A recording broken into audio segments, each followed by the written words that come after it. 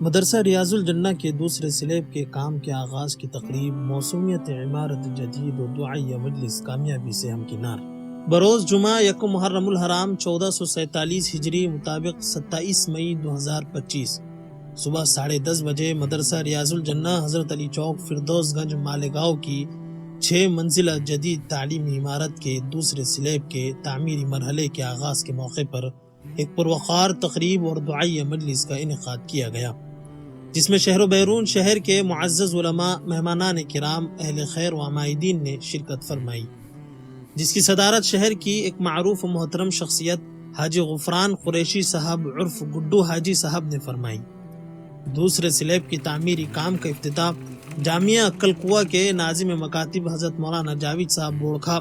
اسی طرح بانی و ناظم مدرسہ ریاض الجنہ حافظ جمیل احمد صاحب اشاعتی اور جامعہ عقل قوہ کے معزز اساتذہ کرام، جس میں مولانا ہارون صاحب، مولانا فاروق صاحب اور قاری اسرار و دیگر معزز مہمانان کرام، حاجی عتیق صاحب، حاجی عبدالحمید قریشی صاحب، حافظ شفیق صاحب، ان تمام مہمانان کے دست مبارک سے سلیب کے کام کا افتتاح عمل میں آیا۔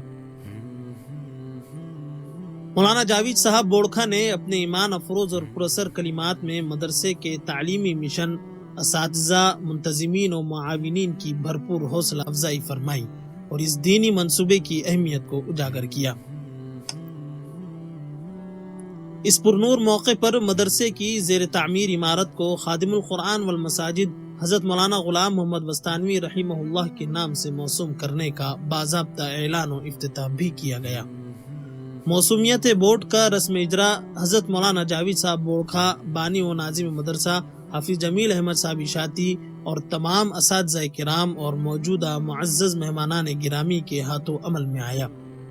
اس موقع پر بانی و ناظم مدرسہ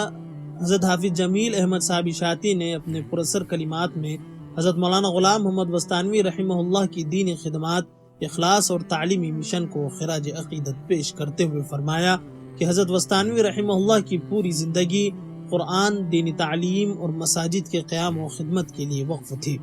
ان کا مشن صرف ایک شخص کا نہیں بلکہ امت کا مشن تھا۔ ہم نے اس مشن کو اپنا مشن بنایا ہے اور انشاءاللہ العزیز اسی فکر و جذبے کے ساتھ آگے بڑھتے رہیں گے۔ یہ زیر تعمیر عمارت صرف حضرت والا کے نام سے موسوم نہیں ہوگی، بلکہ اس میں حضرت مولانا کی دینی فکر، قرآنی روح اور تعلیم دین کا عزم شامل ہے۔ ایسی عظیم شخصیت کے نام سے عمارت موسوم کرنا طلبہ کے لیے عملی تحریک اور تربیت کا ایک مستقل ذریعہ ہوگا۔ حضرت مولانا غلام محمد بستانوی رحمہ اللہ کے نام سے عمارت کو موسوم کرنا دراصل ایک روشن چراغ کو آنے والی نسلوں کے ہاتھ میں تھمانے کے مترادف ہے۔ اور آج ہم جہاں پہ پہنچے حضرت کی ہی دعاؤں کا ثمرہ ان کے مشورے سے یہاں پر کام پہنچا ہے، اور انشاءاللہ ہم سب اور ہمارے اساتذہ، ہمارے اراکین عزائم کرتے ہیں کہ انشاءاللہ حضرت نے اپنی زندگی میں ہمیں جو مشن دیا ہے کہ قرآن سے جڑنا ہے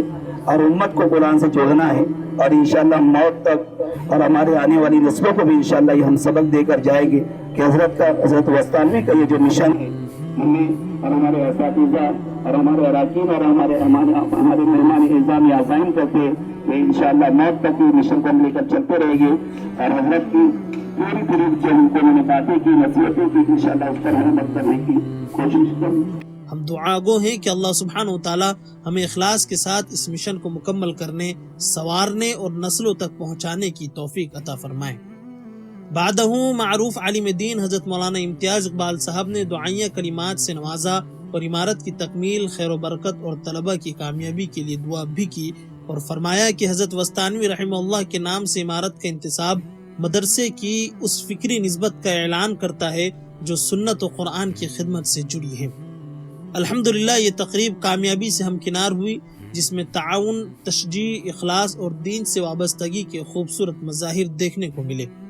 ادارہ تمام مہمانان کرام، علماء اعظام اور معاونین کا دل کی گہرائیوں سے شکر گزار ہیں۔